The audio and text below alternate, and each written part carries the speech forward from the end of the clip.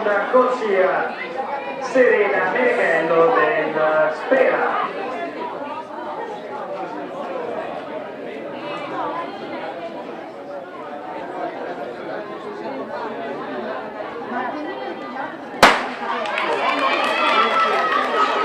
Le atlete della seconda serie al comando la portacolori del Quercia Denise Piazzola.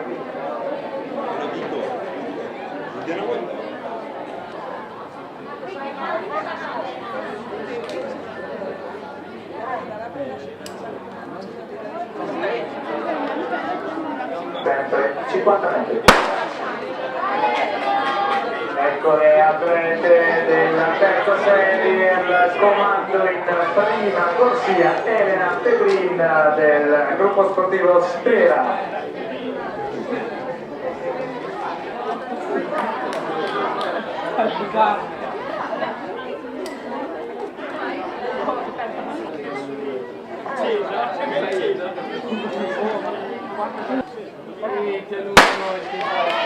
Finalmente lo sparo per le atlete della quarta serie femminile capitanata dalla portacolori del Tione Elisabetta De Mattei. Al via dunque tra pochissimo le 5 serie.